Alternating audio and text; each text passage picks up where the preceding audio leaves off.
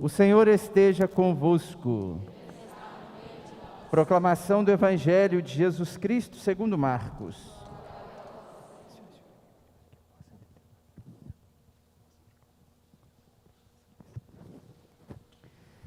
Naquele tempo, alguns fariseus se aproximaram de Jesus para pô-lo à prova. Perguntaram se era permitido ao homem divorciar-se de sua mulher. Jesus perguntou: "O que Moisés vos ordenou?" Os fariseus responderam: "Moisés permitiu escrever uma certidão de divórcio e despedi-la." Jesus então disse: "Foi por causa da dureza do vosso coração que Moisés escreveu este mandamento. No entanto, desde o começo da criação, Deus os fez homem e mulher. Por isso, o homem deixará seu pai e sua mãe, e os dois serão uma só carne. Assim já não são dois, mas uma só carne. Portanto, o que Deus uniu, o homem não separe." Em casa, os discípulos fizeram novamente perguntas sobre o mesmo assunto. Jesus respondeu: "Quem se divorciar de sua mulher e casar com outra, cometerá adultério contra a primeira.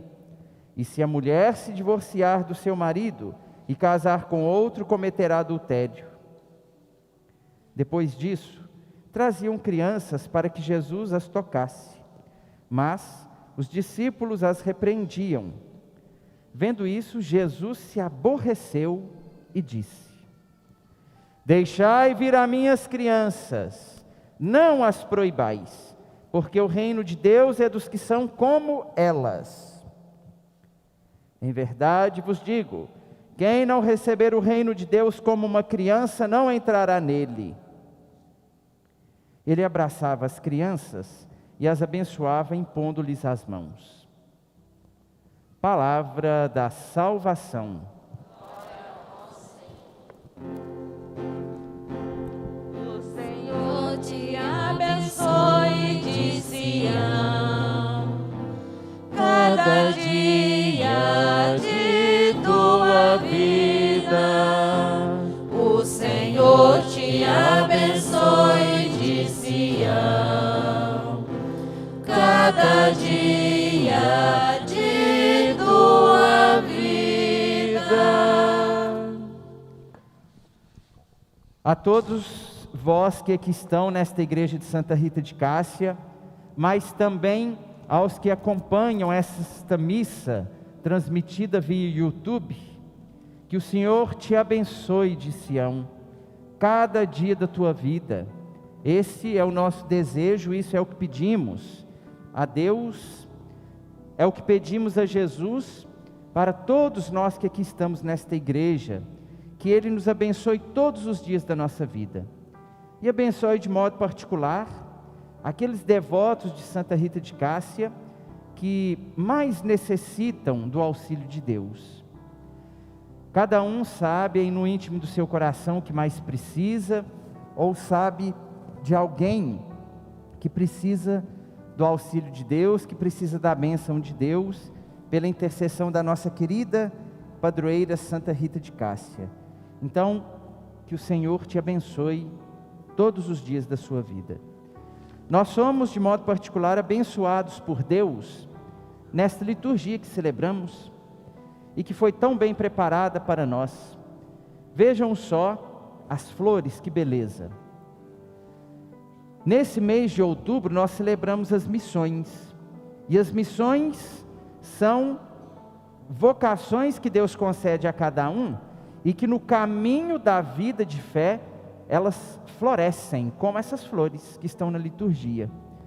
Então, celebramos nesse mês o mês das missões, e quantas flores missionárias nós nos deparamos nesse mês de outubro. Só aqui entre nós, muitas pessoas exercem diversas missões. Mas, particularmente, na liturgia de hoje, no livro do Gênesis, Deus chama o ser humano a uma missão. Uma missão não muito fácil, mas não é impossível. É uma missão possível de todos nós vivermos. a missão da igualdade.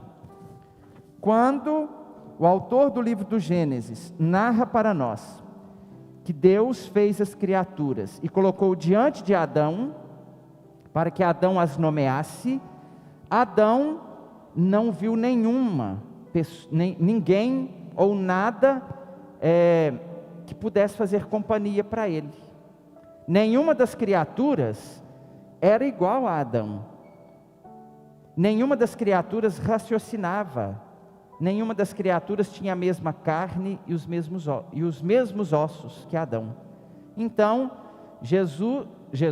Deus, ele viu que o ser humano estava na sua solidão.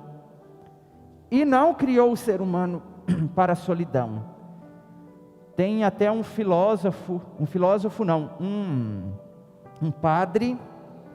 padre muito famoso, que diz que o ser humano não é uma ilha, é o Thomas Merton. Thomas Merton é um escritor, e ele é um padre da espiritualidade. Ele escreve livros de espiritualidade, que nos ajudam a rezar. Então, ele diz isso, que o ser humano não é uma ilha. E nós podemos ver esse relato, essa comprovação de Thomas Merton aqui, no livro do Gênesis. Deus criou o ser humano igual. Criou homem e mulher. Adão representa todos os seres humanos. E Eva, a mãe dos viventes. Não significa que são um homem e uma mulher apenas. São os seres humanos na sua origem. Adão e Eva representam os seres humanos lá no início, lá na origem, lá na sua origem, quando Deus os criou. Então, Deus criou Eva para que Adão tivesse uma companhia, ele não ficasse só. E por isso que diz para vocês que Deus nos dá uma missão que não é fácil, mas é a missão de considerar a todos iguais. Homens não são melhores do que as mulheres, mulheres não são inferiores aos homens, e nem vice-versa. Homens e mulheres são equiparados, têm a mesma carne, têm os mesmos ossos, têm a mesma origem, segundo a ciência evolucionista, que a igreja aceita essa teoria, e aceita também a criacionista, que é o livro do Gênesis que nós ouvimos hoje, mas que é uma forma diferente da ciência de explicar a origem humana, é uma forma teológica, é diferente. As duas teorias são diferentes, mas elas comungam, de acordo com o conhecimento da igreja. Para o mundo não existe teoria criacionista, existe só a teoria evolucionista. Bom, mas será que hoje em dia nós vivemos essa igualdade entre homens e mulheres? Isso nunca foi nem sempre na história da salvação, da história da humanidade, teve essa igualdade. E nós lutamos para que ela fosse mantida. As mulheres sempre foram subjugadas pelos homens, em todos os períodos da história. E hoje eu acho que não é diferente. Nós poderíamos tomar um exemplo.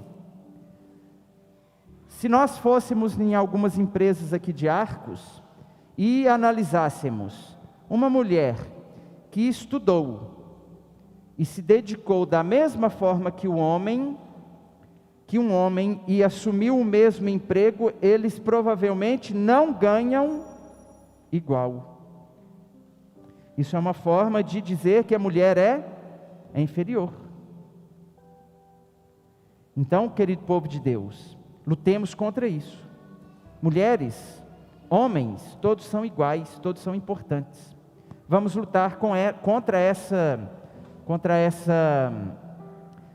essa ideia do mundo de que os homens são mais importantes do que as mulheres. Na igreja não pode ser assim. É claro que cada um com a sua vocação, cada um com a sua missão. Na segunda leitura, nós ouvimos um trecho da carta aos Hebreus. Neste trecho, podemos refletir novamente sobre a temática da missão. A carta aos Hebreus nos diz que alguém recebeu uma missão de salvação, de salvar. Quem é esse Salvador que a igreja comunica a nós? Jesus. Jesus é o Salvador. Ele recebe essa missão do Pai. Ele é solidário a nós. Ele, que é maior do que os anjos, por causa de ser Deus, assumindo a condição humana, ele se fez inferior aos anjos. E ao fazer isso, assumindo a nossa condição, ele foi solidário com todos nós. Ele não se envergonha de fazer parte da família humana, porque ele mesmo é humano. Ele nasceu da Virgem Maria. E sendo Deus, assumindo a condição humana, faz com que nós seres humanos fez com que nós humanos nos tornássemos melhores do que os anjos, ou melhor, mais importantes, melhores não, mais importantes do que os anjos. Ora, Jesus Cristo não se tornou anjo para salvar os anjos. Ele se tornou o quê? Homem para salvar a humanidade, o ser humano. Então essa é a missão de Jesus. Se Jesus recebeu essa missão, ele transmite essa missão a nós. A missão de ser salvação uns para os outros. Nós podemos durante essa semana, todos os dias, nos fazer essa pergunta: como eu posso ser a salvação para o outro? Como posso ser o espelho da salvação que é Jesus Cristo para o meu irmão? Todas as vezes que a gente se deparar com o mal e fizer o bem, nós estamos sendo salvação uns para os outros. Todas as vezes que rezamos pelo outro, estamos sendo salvação para ele. Hajamos dessa maneira. Encerrando essa homilia, ouvimos um trecho de São Marcos, e São Marcos, evangelista, neste trecho, ele apresenta duas partes muito importantes. Na primeira parte do trecho que nós ouvimos, ele fala da sacralidade e da importância do matrimônio. E na segunda parte, ele fala da participação nossa no reino de Deus. Bom, ao falar do matrimônio, ele cita o livro do Gênesis, que nós ouvimos hoje, aquele pedacinho lá do livro do Gênesis, para dizer que homens e mulheres deixam pai e mãe para se unirem. Eles negam a família de origem para afirmar uma nova família, para formar uma nova família. E Jesus Cristo realça esta igualdade que deve ter entre homens e mulheres. Porém, ao falar da importância do matrimônio, Jesus diz que quem se casa tem uma missão. Quem se casa, casa por causa de quê?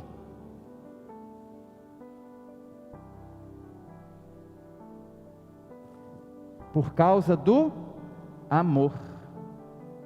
Então essa é a missão daqueles que deixam seus familiares para se unirem e formarem uma nova célula familiar. O amor. O amor, de modo particular, todos nós somos convidados a vivê-lo, a aprender e a receber esse amor de Jesus. No evangelho de hoje, Jesus compreendeu que os fariseus, eles não eram capazes de aprender esse amor. Então, ele ensina para eles o amor, falando sobre o matrimônio, mas depois ele muda de ambiente. Ele deixa a sinagoga, que é o local do culto, seria como a nossa igreja de Santa Rita hoje. Então ele deixa de falar nesse ambiente, fala agora onde? Na própria família. Vejam só lá no versículo 10. Em casa, os discípulos fizeram novamente perguntas sobre aquele assunto do matrimônio. E aí Jesus responde, mais uma vez para os seus discípulos, explica o que ele queria dizer, porque ele entendeu que os discípulos, eles tinham o coração aberto para poder aprender sobre o amor que ele estava ensinando. Os discípulos eram como crianças. E aí neste trecho ele desenvolve o relato sobre a participação no reino de Deus. Quem não for como uma criança não pode participar do reino de Deus. O que significa isso? Significa que devemos ser infantis na vida de fé? De forma nenhuma. Infantilidade nos afasta de Deus. Mas ser como crianças, humildes, confiantes, depositando a nossa confiança em Deus como uma criança deposita a sua confiança na mãe e no pai, aí sim, nós vivemos mais próximos de Deus, participaremos do seu reino. Tiremos das nossas vivências a infantilidade na vida de fé. Vivamos como crianças, na humildade, confiantes de que Deus está junto conosco e caminha conosco. No instante de silêncio, continuemos um pouco mais em nosso coração a reflexão sobre os textos bíblicos da liturgia de hoje.